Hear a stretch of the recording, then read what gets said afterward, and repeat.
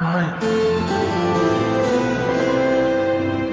I think one thing that's very English is harping back and whinging combined. People saying, oh, England used to be better in my day, oh, England was better when I was a kid, England was better in the 50s or whatever. Karl, do you think England's better now? Are you happier now than you were when you were a kid? Do you feel that life was better in, say, the 1950s? I don't know, I wasn't around. So but you understand what it was like in those days? You've seen happy days. I don't know, people always say, don't they? Old people always say, oh, it was a better life in the 50s. And he's like, yeah, it was for them. Of course it was for them. They're old now. Being old isn't great, is it? So you're just happy with your lot. I suppose I was happiest in about 1984.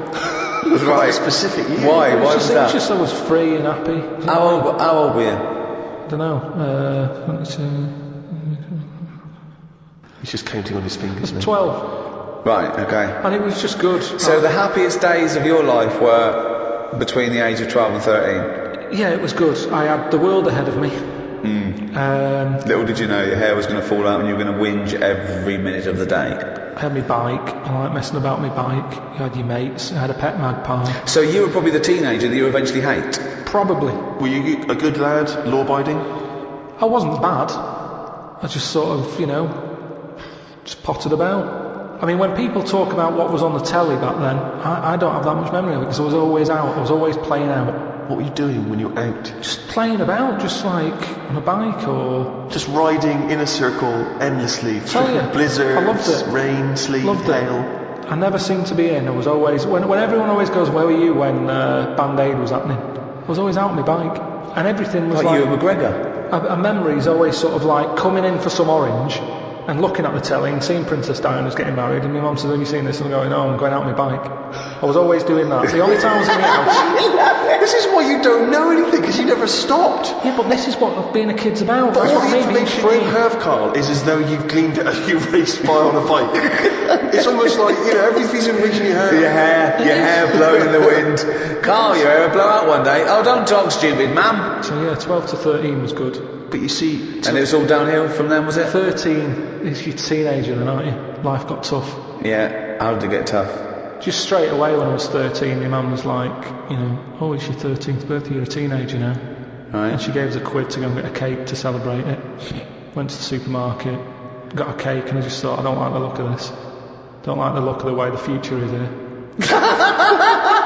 On his 13th birthday! Well, you were buying a cake. What did you see at the supermarket? It was kind of like, I don't know, I suddenly felt grown up. I didn't like it. But I think you were always about 58, really, with your outlook. Well, yeah, my mum always said I was old. She said I was an old baby. She said I could frown before I could walk. So I always had a bit of a worried look on my face. Didn't say much, just always listened. My eyes moved about more than I did. Just sat there looking around, looking stressed. My eyes moved around more than I did. Oh dear, I couldn't walk.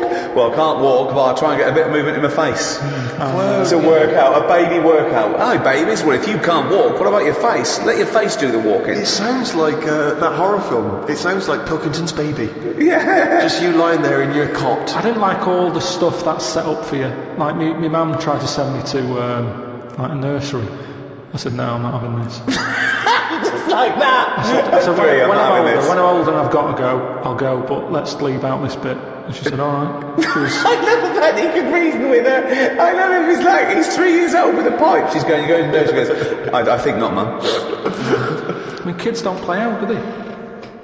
Kids, parents are scared to let the kids play out, and that's why the streets are dangerous now. Because no one's playing out on the streets.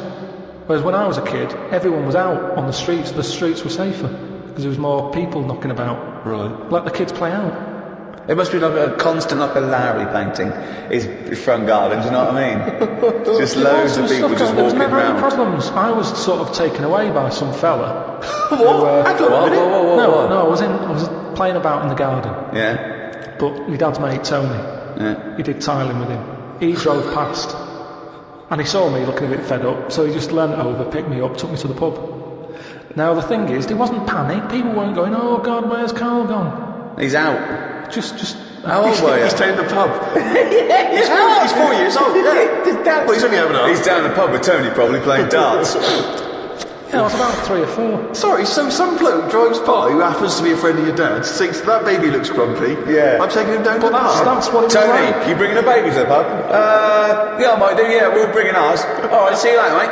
Well, that's what I'm saying. Whereas now they go, the baby's gone, and there's a big full-on panic going Yeah, on. but I think it says more about your parents that they didn't do that. They looked over the back cars and you were gone. Some bloke's driving off in a van. They're just going, oh, well, doesn't Princess Diana look lovely?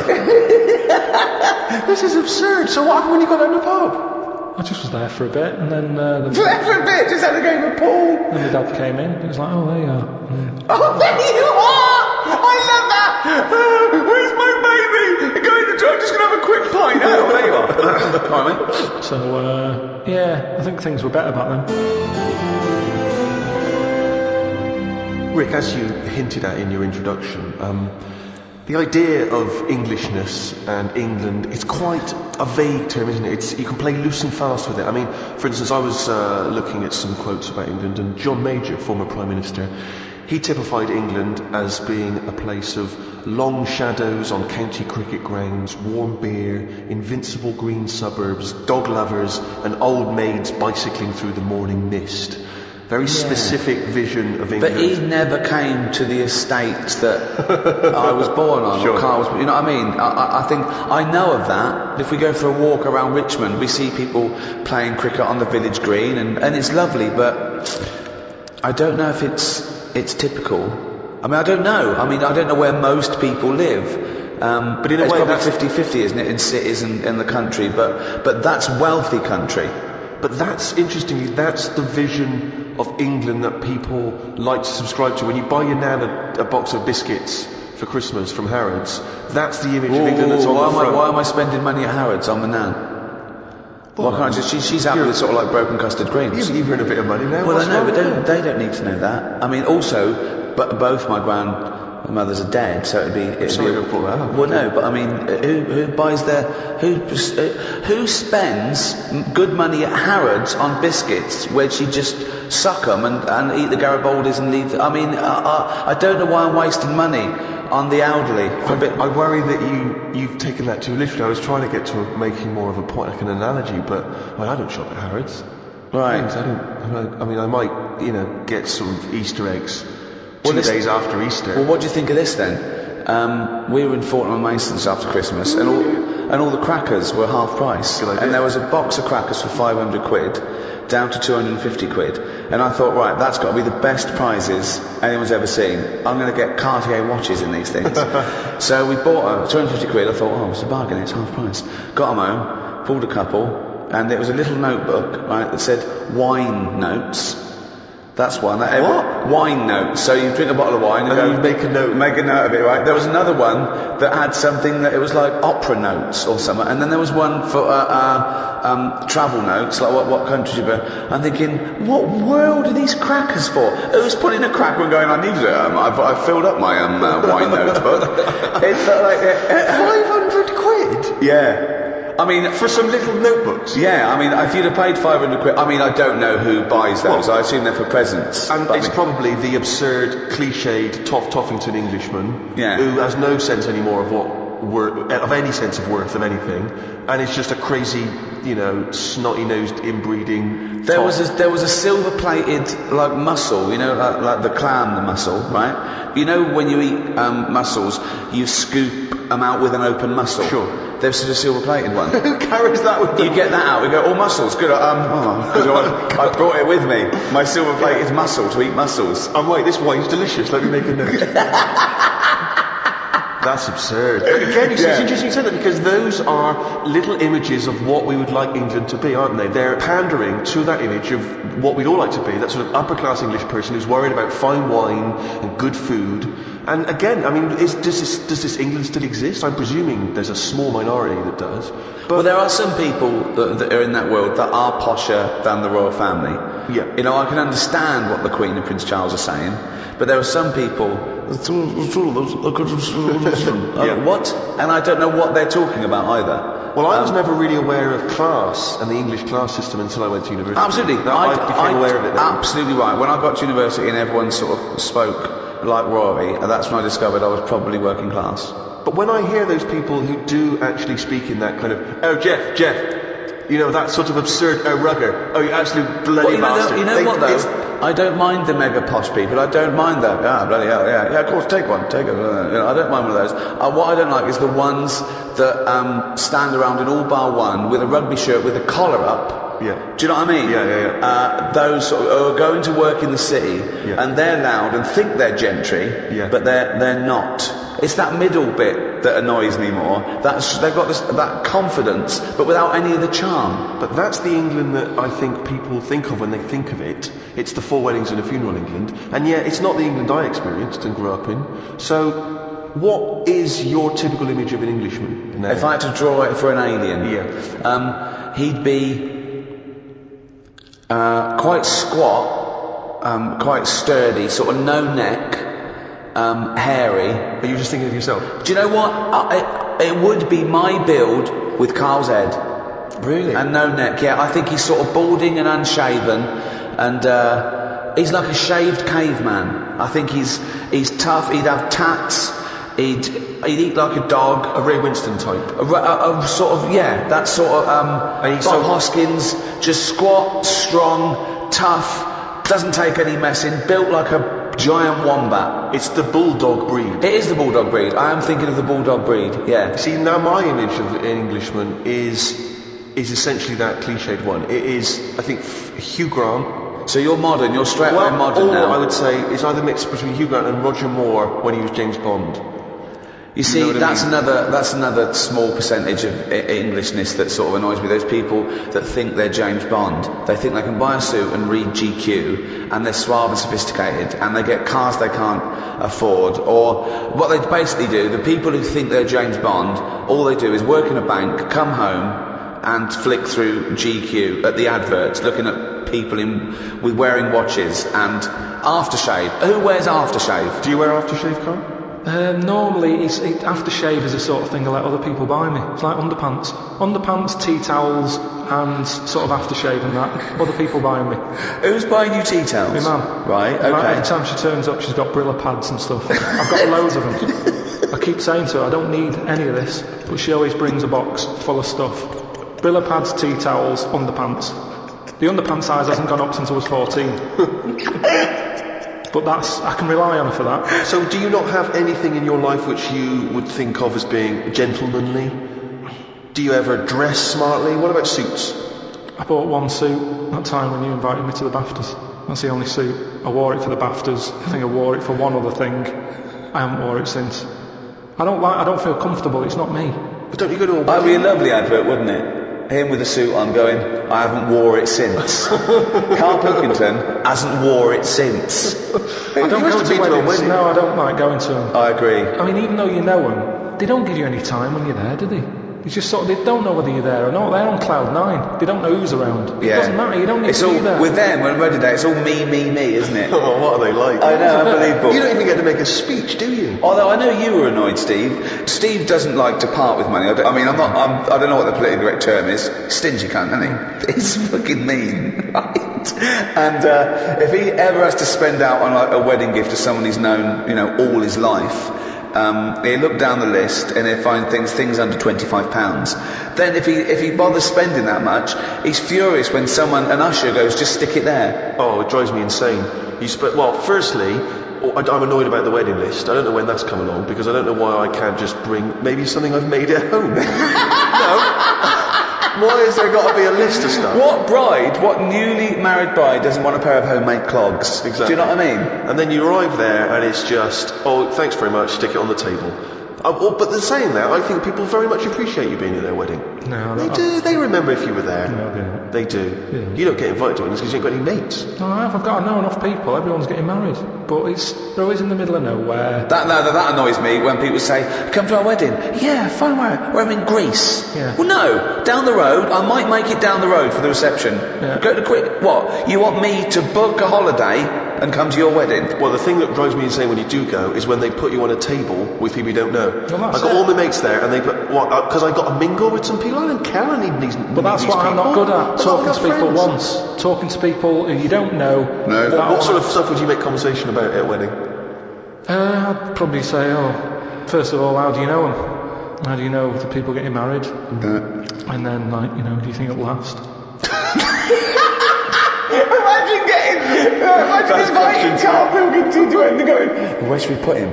Oh, I don't know. Is there a table for one? Oh, just You'd be on the table with the kids. Imagine being stuck with Karl Pilkington at a wedding. Yeah, what else? So you've asked them, do you think it'll last? They've gone, I'm sorry? Who are you? Karl Pilkington from Manchester. Right, yes, we think it'll last. What else would you ask? So what's your next? You know it's going badly. They're sort of like looking down their nose at you. They're thinking, why did they invite this bald-headed scum? It's just the last wedding I went to, it's going back a couple of years, but everyone seems a bit snidey. Do you know what I mean? Because you've got a mixture of families there, haven't you? Yeah. And none of them really like each other. No. And I got stuck with an old fella who had a flatulence problem. That's fun. And then he went on to say it doesn't matter, the suit's hired. And it's just kind of... I'm gonna die! I love it. He's basically saying at a wedding, it doesn't matter if I shit myself.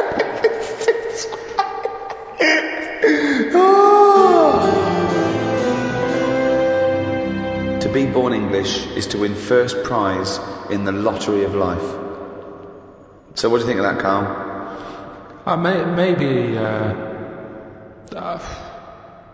Maybe it's that thing that I don't appreciate what I've got.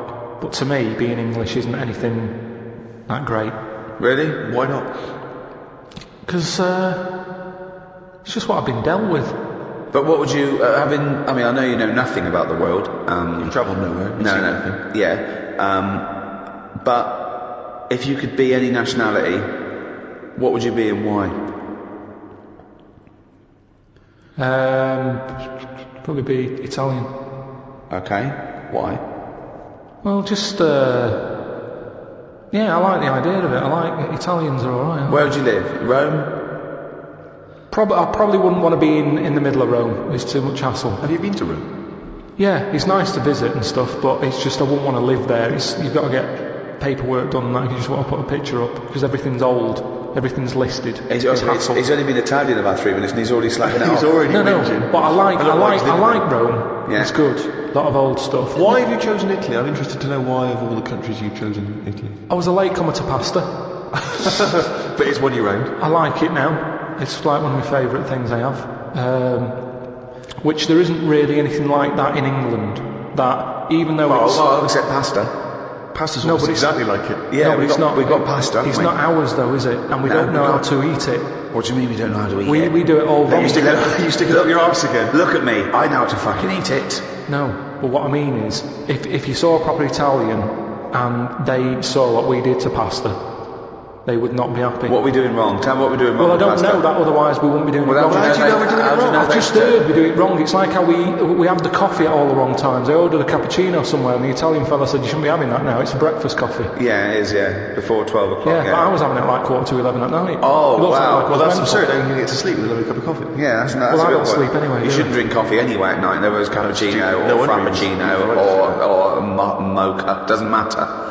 Don't drink coffee after about 4 in the afternoon anyway, full stop. So hang on, so you love pasta, but you're not eating it right, so you'd like to be Italian in order to be able to eat pasta correctly, even though you enjoy the pasta you eat. What do you feel being Italian is, and what's attractive to It's just very sort of, it's a relaxed lifestyle. Whenever you go to Italy, everyone's sat outside a cafe. It doesn't matter what sort of person you are. That's all you do now with your spare time is sit outside a cafe. But they get more respect over there. Why? It's like it's okay to do that. There's older people sat outside cafes who do nothing. I love the fact that he wants to be Italian so he can sit outside a cafe and get more respect than he does now sitting outside a cafe. No, but everyone's rushing about here. People have like colder coffee. They have frappuccinos here because they haven't got time to have a hot coffee. It's like they've got a coffee with ice and so I can neck it. Get it down my neck and get on with my day. Relax, enjoy your coffee. I don't understand the rush. You never enjoy anything. You said that you don't enjoy anything. You don't enjoy a coffee. When you're having a coffee, you're probably going, I don't know if I can enjoy it yet, in retrospect. And tomorrow I'll go, I like that coffee yesterday. But the reason you enjoy Italy is because when you were there, you're on holiday. That's why you're able to chill out and relax. No. When you say it's old people sat in some little Sicilian village, of course they got no money. Ian, I went to the Salvation Army. Why? Because it's nice. What do you mean? You can get toast and a cup of tea for £1. Carl, you little skinflint. Right. You little roundy-headed There's nothing Scrooge. skinflinty about that. That's just that should be the going rate, Steve. I'm surprised I haven't seen you in there, to be honest. But the thing is, Where is it? now, just near Camden. What is it? Is it like old people? A lot of old people, mainly old people. And this is what I'm saying. These are people who are old and they sat in a cafe, but they don't get any respect. People walking past and they don't want to go in. The way you reacted when I said I was in the Salvation Army, that's the reaction they get. Yet an old Italian person, they looked after better. Well, it's certainly true they look after their older families, don't Right, they? They do and that's respect all I'm saying. Whereas, I mean, it's a lovely place, Salvation Army. Every old fella in there's got a tie on. Yeah. They make an effort. And that chokes me when I see an old boy still put a shirt and tie on. He's 90. He's like been through hardship, and yet on a Sunday they're still shining their shoes. And you know what I mean? When you sometimes can't even bother to put your trousers on. No. Mine got an elasticated waistband, and they're still fiddling with braces and buttons. Yeah. So anyway, yeah, that's what I like about Italians and that. There's a lot of. So you want to be respect. Italian because when you're old, you can sit outside a cafe and get more respect than you do here. Yeah, look at the old people in this country. They never look happy, do they? Really. Most of the time, when you see them walking around, they go to pot. No one's keeping an eye on them. Well, it's an important thing, isn't it? That my mum, this is when she was about 60, 65. There was a neighbour who was 85, 90, and again completely alone. And my mum used to go around there every day. Do you want any shopping? Do it, right? She was good for her. She was like her witness in the world, to her existence. But I remember calling her once, and she'd come back. I said, "What have you been doing?" She went, "Oh, I've been around so and so." So I went, "All right." She went, "Oh, she won't die, Rick."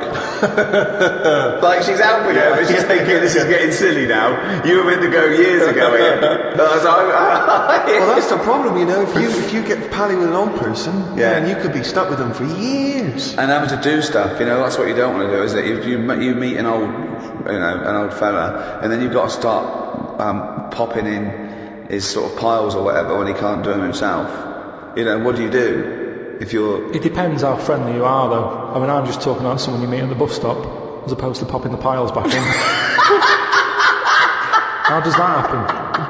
Jesus. Just the ones on the estate I grew up on. As soon as he got to a certain age, there was Mrs. Knowles who went mental. One day she seemed fine, next day she was chucking cans in everyone's garden. You could just hear her coming. Which was weird. Aren't you? Now you've brought up weird people. There was a fella called Shorts Man. Right? It's so pedestrian. I love that. Shorts man wore some shorts. Now what I like, yeah, he did, but they were really short. They were that sort where, it's almost pointless having them on. What do you mean? They were just, like shorts now for blokes, they go up to your knees, don't they? There's no chance, there's no accident happening there. There's nothing going to pop out. Yeah. No. But Shorts Man, he liked it. He liked the fact that happened. Right. And he used to walk with big strides to sort of help the chance along. So that he knew, with the big strides and the short shorts, Yeah. they were going to pop out. Did you ever see it pop out? Yeah. Why were you looking at the shorts? Just because it was like playing Buckaroo. It was like, when are they going to pop out? But what? It's just what happened. So, right, but Shorts man, so he was an exhibitionist. He obviously wanted people to see his veg. Yeah. And they were out more than they were in. I mean, they had a tan.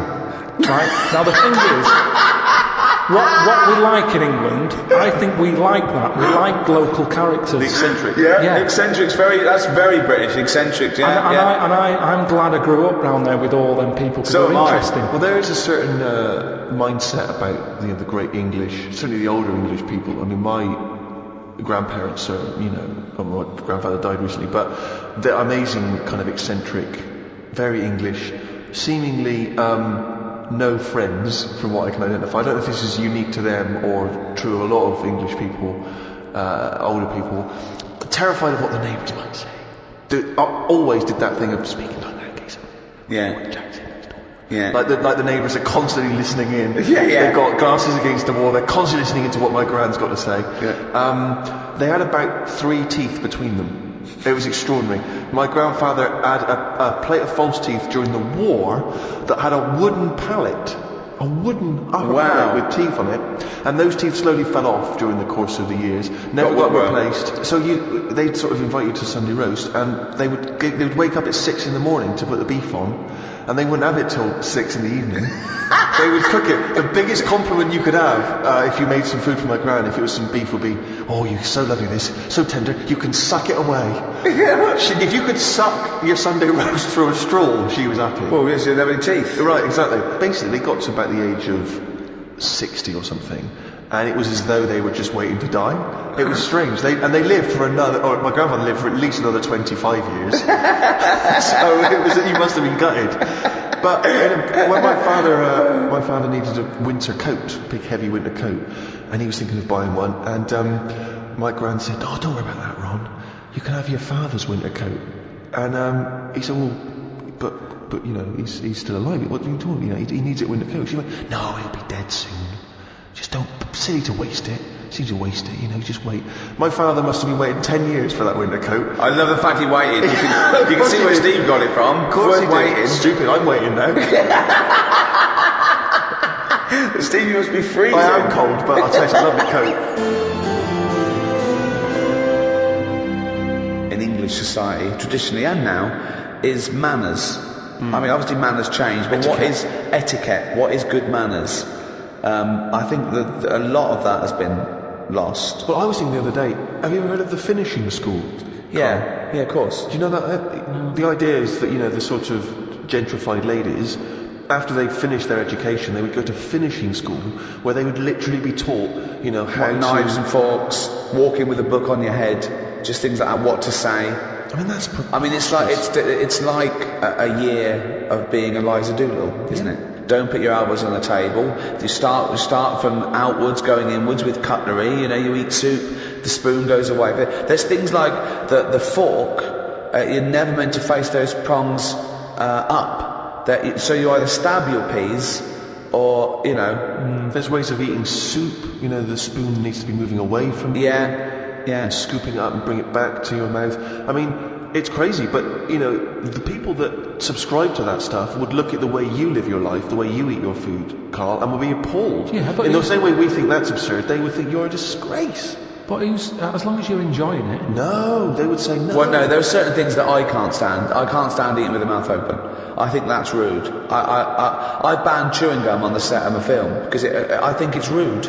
I think it's rude. Those people who stand there talking to you. Yeah, but we all know you're a preposterous hypocrite. I mean, the way you eat food, come on. No, I don't eat with my mouth open. I don't. I do eat with just my right hand, smash it and scoop it in. But I see nothing wrong with that. I would say it was slightly rude when you're ordering the bill and getting up to leave when I'm still finishing the main course. Yeah. I'd say there was a touch of rudeness. But I go into a restaurant to eat.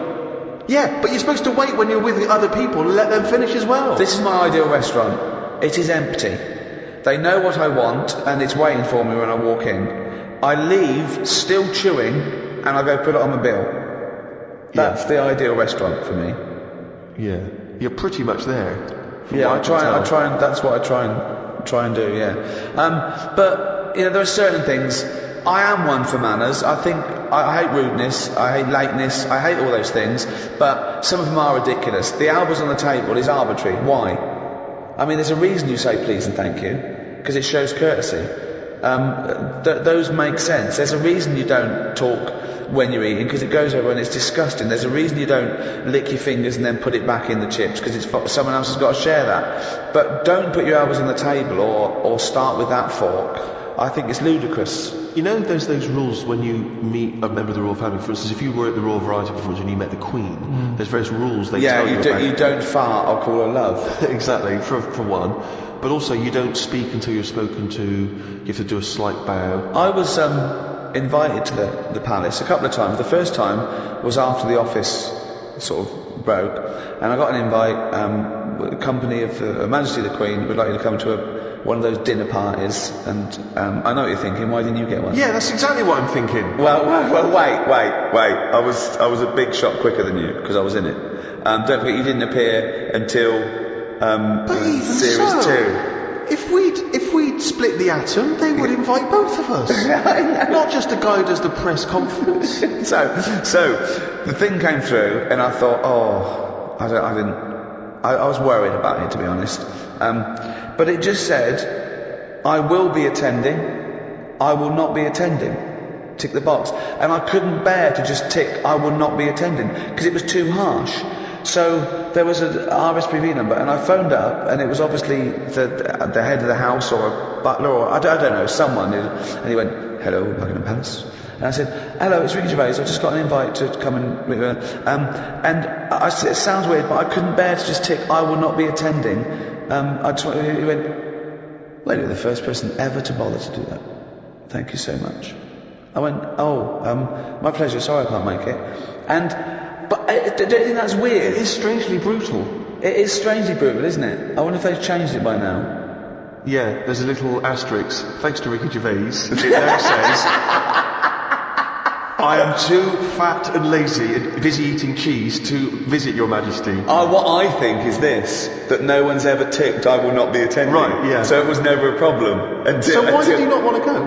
I don't know, I just thought it was a bit intense, and I turned down all those things. I think I would like to go now, just to look around. Yeah. I don't know, I just felt a bit funny, just being invited there. I was invited to all those things at the Downing Street as well, and I just thought, you're inviting me because I'm on the telly now, because I'm famous. Well, where was my invite when I was on the dole? Yeah. Do you know what I mean? With respect, I wouldn't have invited you circa 1983. No, I haven't got a problem with, going to Palace or, except I do have a problem with sort of being wheeled around as a celebrity. Because I used to think if I was ever invited to get given an MBE or a knighthood or something, I'd be like, nah, I'm not part of the system, I'm a rebel, I'm outside. Now I think it would be quite cool. Well, I only think it's a problem for a comedian, because, we're sort of meant to dish it out, and it's difficult to dish it out if you're being seen. What I do find weird is the idea of having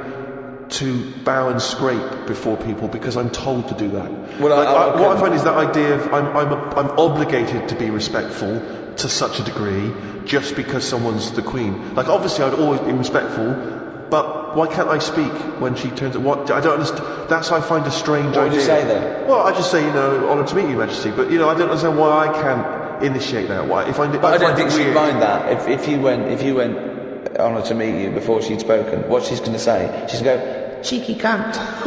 I talks first, lanky. Karl, what do you think about all the pomp and circumstance around? He's all alien. It's not for me. I don't like that sort of. I try and not put myself in the same sort of circles as posh people, because it's just it's like a different club, isn't it? It's like I said to you about young people and old people. There's such a different life going on. They say like the whale and the hippo are related. You never see them together. And it's the same with really posh, well-off people, and someone who's just getting on with their life. But I mean, that's the thing that's changed as well. The stiff upper lip thing, that's out of the window now. I mean, it's like everyone's got a new addiction. Everyone's, I'm addicted to drugs, alcohol. I'm addicted to sex. Not a problem, have a wank. And everyone's got depression now. Can you be addicted to sex if you're not getting any? Because if that's the case, then... Oh dear. Do you think there's a big difference, Karl, between the Englishman of yesteryear who didn't complain? I mean, he just got on with things. He might have whinged about the weather and the like, but he just got on with things. He carried an umbrella. Yeah. Whereas nowadays, people are getting their Prozac and their antidepressants. If someone into therapy. Yeah, he kept out of stuff as well. I just did war and so and so. All right. They're coming this way. If they come over here, give them a slap. Why are we getting involved now in everything? Thoughts on that, Karl? It's news now, isn't it? Sometimes I think, don't tell me, don't want to know. Just get on with it. Whoever's job that is, get on with it. Yeah. Why am I being told about it? When I've got a problem with my job, no one else knows. No one helps me out and goes, well, I've got an opinion for him. No. This might help him. No one helps me. But I'm being bombarded by everyone else's hassle. They love talking, actually. That's what the English do. Talking, but they never finalise it. They love just being in the meeting room, talking, saying, yeah, we could do this, we could do that. I'm the only one in that room not getting paid. Everyone else is on a wage. I'm there looking at my watch, thinking, right, I've been here for an hour, nothing's been sorted. They're looking, thinking we can drag this out for another half hour, get us to lunch. That's what annoys me. They're all sat there just pushing bullshit around the room like dung beetles. sick of it. And that's what the English do. And it's a shame, because I don't think we used to be like that. I wish everybody just sort of kept to themselves more. Like, certain animals do. You just get on with it. It's like an old-fashioned way. What animals keep themselves? Any animals keep themselves to themselves. Like what? I've said loads of things. What animals keep themselves? Badgers. Why do they keep themselves? They just whenever you see them just sort of wandering about a roadside, they're on their own. Right. They're not sort of. What are they doing? In pairs. I don't know. Most of the time they're dead. I've seen more dead badgers than alive ones. I've never seen a live badger. I don't know what his point So that's was. why they're one alone and two getting on with it. That's it. Most of the time. It started off as some kind of poetic analogy. I don't know what that was. Most of the time. Just. Oh God! I like this thing of the Englishman I knew growing up was you had to, when you hit a certain age, when you hit like manhood or puberty or whatever, 13, 14, 15, you had to start showing your mettle. Then the most important thing then was to the worst thing to be growing up was gay. That was like, you couldn't be gay. It couldn't be gay. Anything but gay. And then you had to be hard. You had to be tough. I remember, right, when I first started going to pubs, right, so I don't know, say 18, you walk into a toilet, the urinals, and the first thing everyone did was fart and gob. Yeah. That was it, right? Yeah, if you couldn't do that, then, you get funny looks. You go in the urinal and they'd look at you and go, oh, sorry. It was all about being a man. I think wearing glasses makes you slightly exempt from that. It's like you don't have to. People automatically dissociate. It's like if I was in prison, I wouldn't have to do that because I'd just be the professor. Do you know what I mean? Exactly, Or brains. yeah. I would. Yeah. I would need to be with part of it. the- I'm never a threat because I never look like I'm going to be a tough guy. So consequently, I live in this sort of parallel stratosphere where I haven't got a piss and gob. Yeah. Has that got more popular? Yes. Has it? Yeah. What, We're doing gobbing? it in the streets now. Really? It's not, like not avoiding- in Hampstead. It still is, when I walk The only in. person gobbing in Hampstead is me. Jane says, don't gob, people are looking. Well, it's your trail that I'm seeing there. It's like a load of sort of washed up jellyfish in London. Just big blobs of it. I mean, I don't know how they're coughing this stuff up. I mean, they shouldn't still be alive. Some of them have like organs in them. It's just big lumps of stuff. I mean, that list of idyllic, antiquated England of, tea and cakes and cricket, I mean, is valid. But I think the things that sum up Englishness, I mean, talking of the weather, I think drinking, war, we love a ruck. Yeah. We're built on war. We're a warrior race. We're pretty good at war. We are good. We used to be good. I don't Yeah, know no, we're very good. We're very good. I mean, I think we reached our peak with Churchill. That's probably our greatest hour, our finest hour. According to him. Yeah. Well, he should know he was there. He should know. And he'd like to drink, didn't he? He loved a brandy. He's not afraid of a drink. He'd get pissed up, and no wonder he'd fight him on the beaches. He'd fight him anyway. Yeah. See, there's an example of a posh bloke.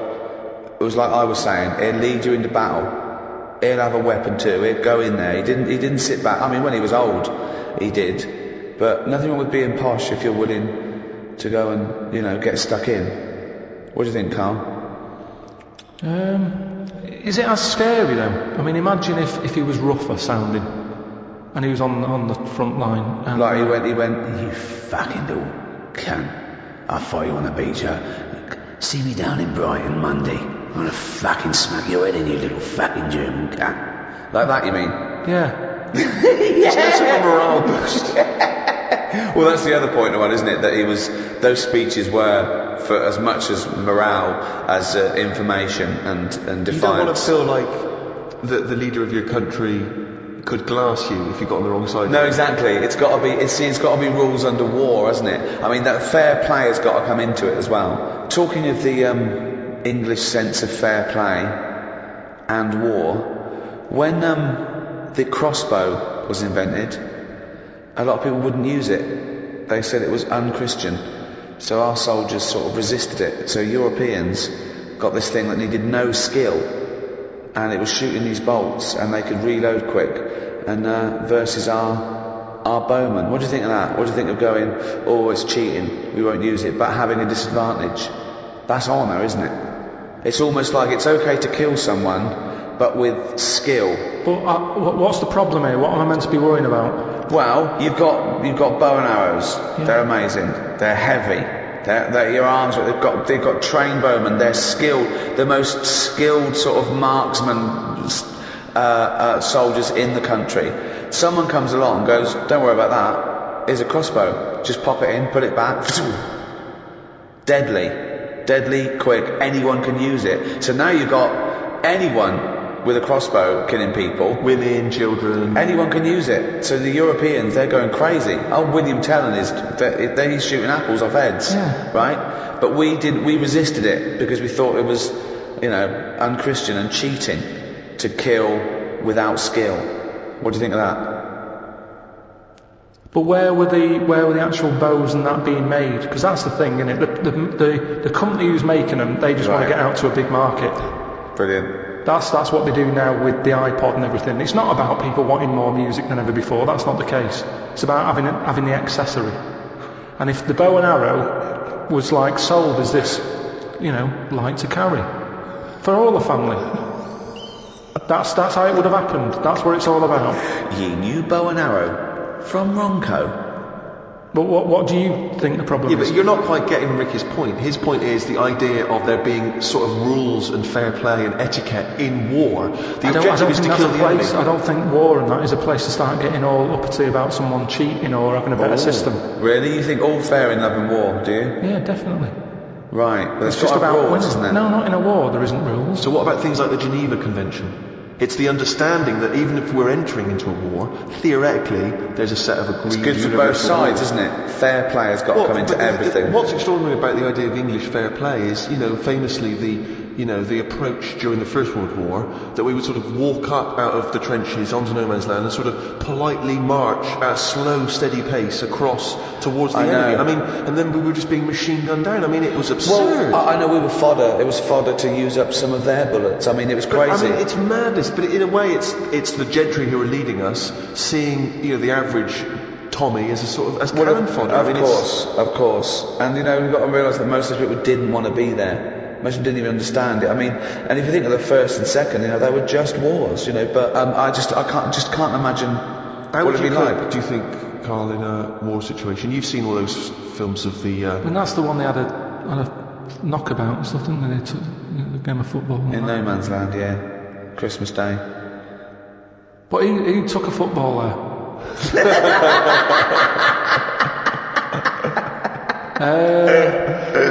If I was on the front line, I would not be getting out the rule book. I can tell you that much. I'd be going mental. Are you saying there should be some rules or no rules? I mean, you've got to have some rules, otherwise it's just going to be like Grand Theft Auto, isn't it? I'm just going to go about battering everyone. Yeah. And you soon get bored of that. So I think you've got to have some rules. Right. Which rules would you repeal that already exist, that you don't like? It's a shame you can't tip as much as you used to be able to. You mean in a restaurant? No, just when you're getting rid of a mattress or something.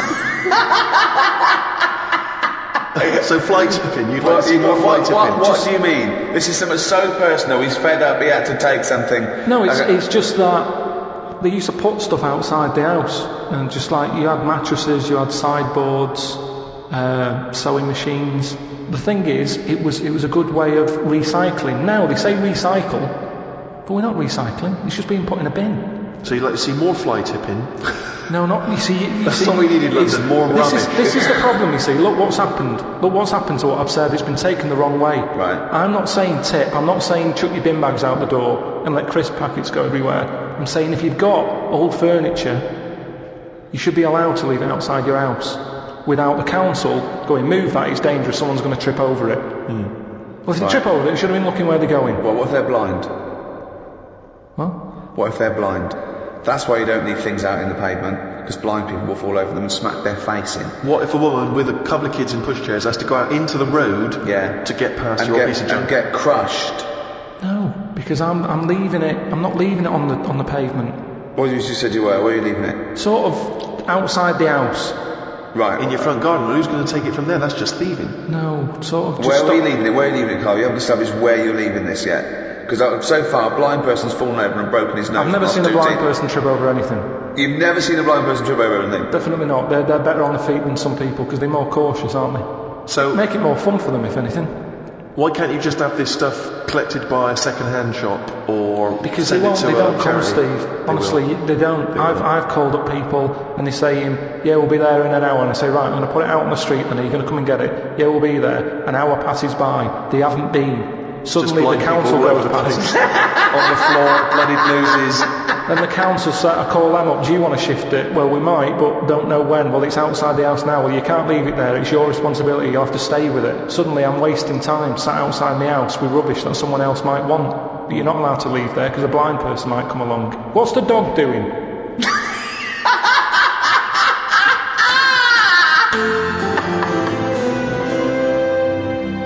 What do you make of St. George, the patron saint? What's your take on that? Is he the one who killed the dragon? Right. Tell us the story. There was a dragon problem. Must have been in England. Right. George took it on. He took on the job. He was like a rent-a-kill.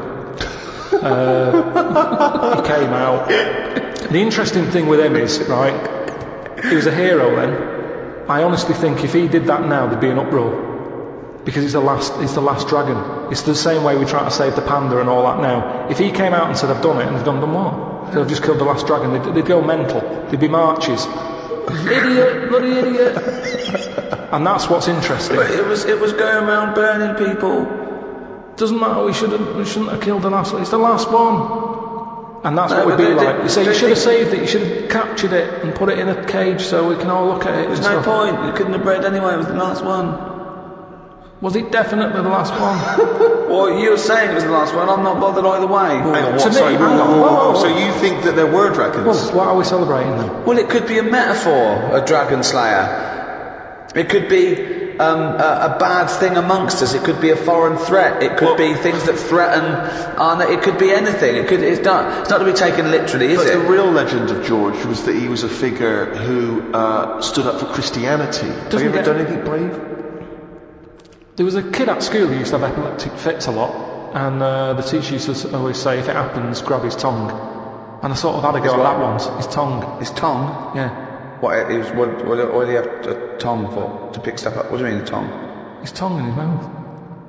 Oh, his tongue. Oh, his tongue. Right, go on. And they used to say, if he starts doing it, grab his tongue. Right? And I sort of had a go at that once, and it wasn't nice. Well, how did you grab it? Did you grab his tongue, did you? Well, I tried to. It's like grabbing a slug. And plus his mouth's going up and down. Like you think he's going to have me hand here. So you sort of do that thing where you go. So you were trying to grab hold of a kid's tongue, yeah? And he's throwing himself all over the place. It was in a physics lesson. I sort of had a go, and then I thought this isn't happening. So I just sort of kept putting my hand in, like I'm having a go. But in the head, I was going, I'm not going to get hold of it. What you could have used is a pair of tongs. Well, firstly, I don't see why this is brave. Kids have an epileptic fit and you're just supposed to help them out. I don't know why that's bravery, but even given that, the fact that you were thinking more about yourself in that situation than this other kid. You were thinking, I'll make it look like I'm helping, but I'm not really. And yet there's this kid having Well, an I did epileptic at the beginning. Doesn't I that tried. sum you up, Carl? Selfish. No, it doesn't. Because no one else was having a go. At least I did try and grab it You at one weren't doing point. anything. You were just making it look like you were. Have you ever tried to grab a tongue? It's like chasing a chicken. It's murder. And after a while, it wears you out. And it was weird anyway, because it was like... What was he doing it for? I don't know. Why don't you know, after hours of chasing this kid's I tongue? love the idea. Have you ever tried grabbing a tongue? It's a valid question. I love that he's annoyed. He's annoyed that this What poor kid's was having your a fit. technique? Were you trying to grab it? Just with your thumb and your... What's it finger? Like a pincher thing.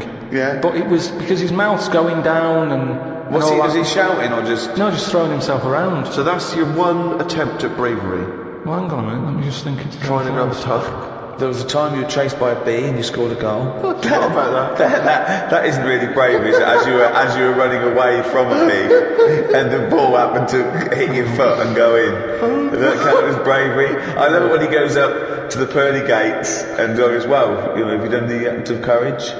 I pretended to grab a tongue. A what? A tongue? A tongue? Yeah. Got chased by a beast, scored a goal. It doesn't count as brave at all. What have you ever done? Well, that's a good question. I thought of some of them when I was a kid on the beach. There was a baby, like a toddler. I was about 12, and they were out. Their little boat had gone out. The mother missed it, and they were miles out. And the mother was sort of distraught. And I swam out, and I was a good swimmer then. And I pulled it in, right? And she bought me a box of chocolates. It's not enough, is it?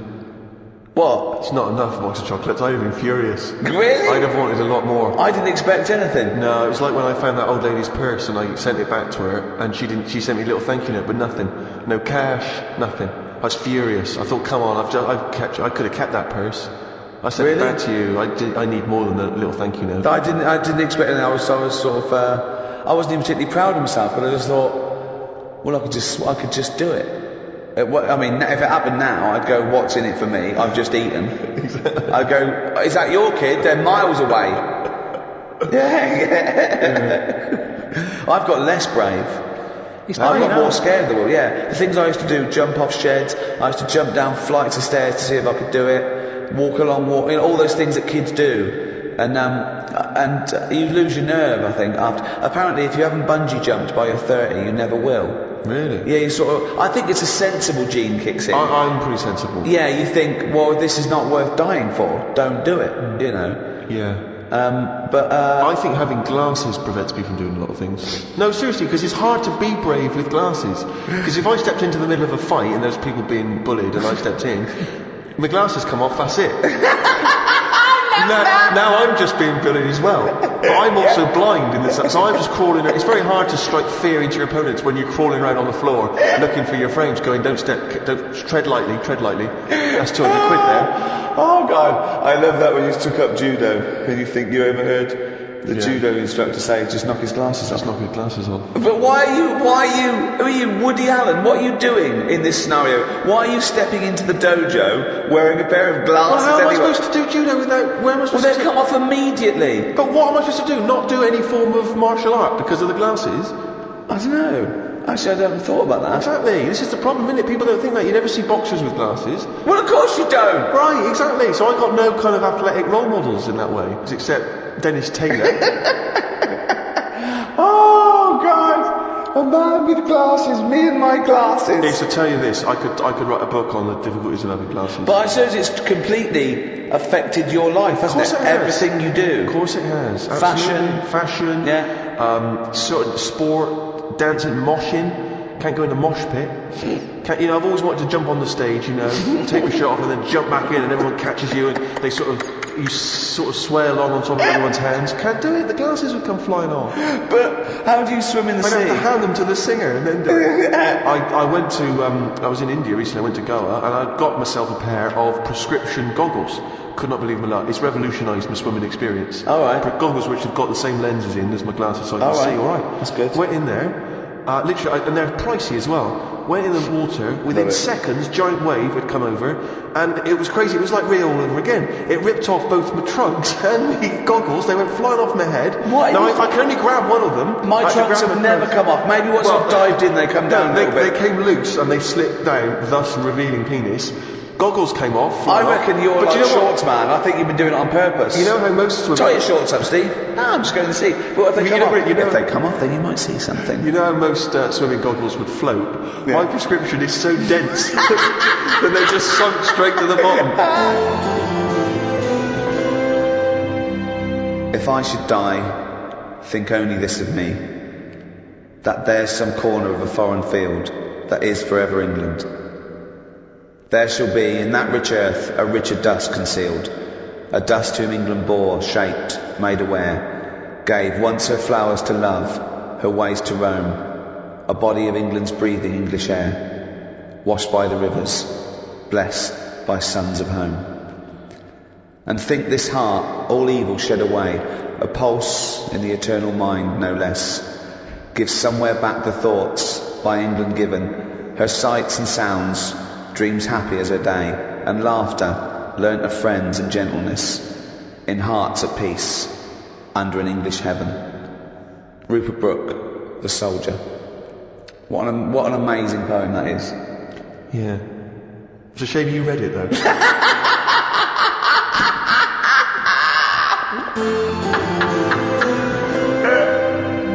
Thanks for listening to the Ricky Gervais Guide to the English. That's it for a little while. 5 in that series of guides too. Plenty to be going on with. Plenty to be going on with. There's also the rest of the back catalogue as well.